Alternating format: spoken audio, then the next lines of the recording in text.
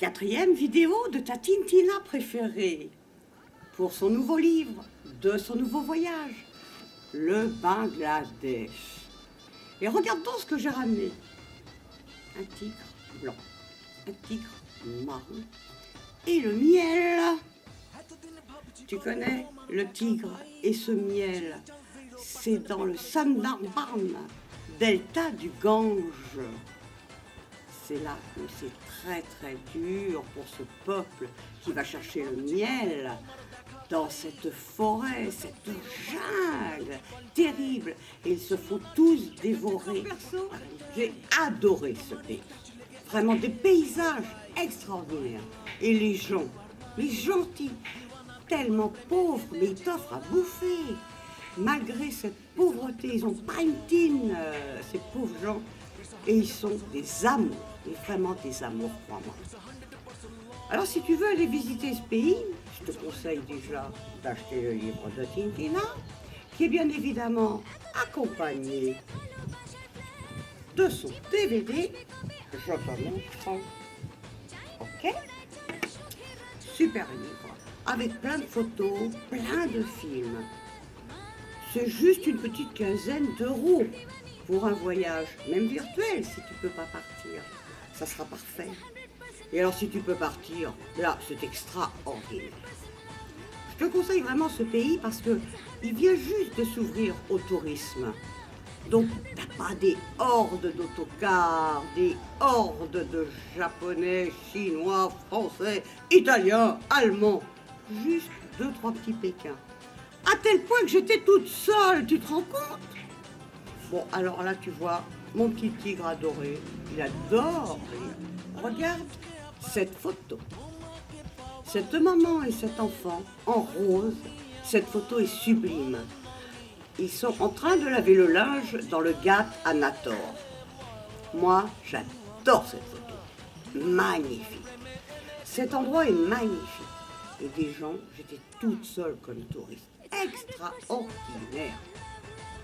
Mais Tintina, une question me taraude. Pourquoi le miel au Bangladesh? Eh bien parce que le miel, en fait, c'est une des premières ressources pour ce pays. Grâce à ce miel, grâce à ces braves gens qui vont directement dans la jungle, hein. C'est pas du miel trafiqué, machin et tout. Hein. Seulement, dans cette jungle, il y a ces petites bêtes-là et souvent, ils les bouffent. Pas tout le temps, heureusement, sinon ils ne pourraient pas vivre. Mais c'est une ressource très importante avec laquelle ils font vivre beaucoup de familles.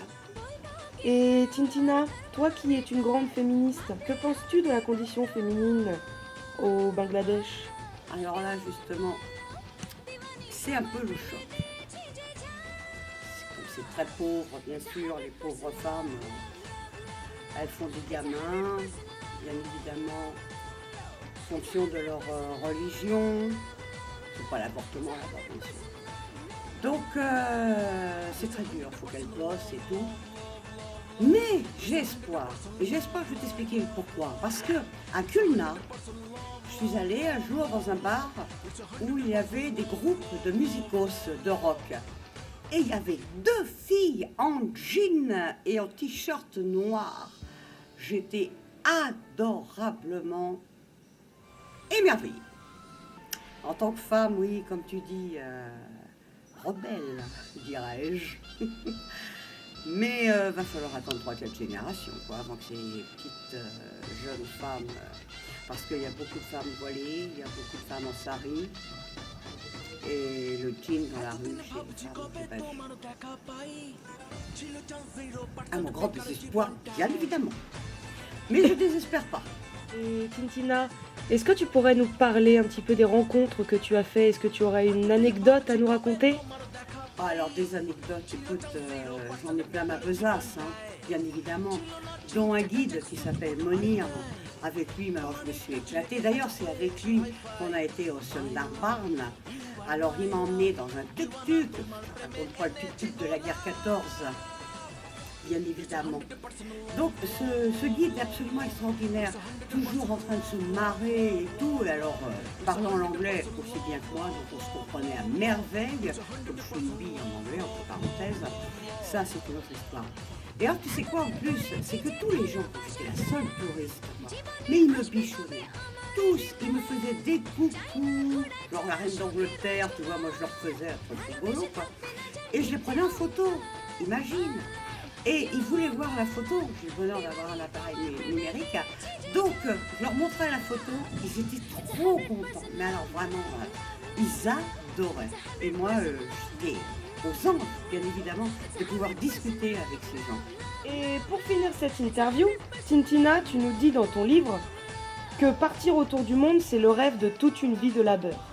Est-ce que le Bangladesh était la destination finale ou aurons-nous la chance d'avoir un autre livre bientôt? Oh non, certainement pas la destination finale. Tant que mon corps, mes jambes, ma cervelle voudra bien supporter un sac à dos, je continuerai ad vitam aeternam. Donc après, tu trouveras plein d'autres livres de ta Tintina. Et Tintina, dis-nous, où peut-on se procurer ton livre et à quel prix surtout?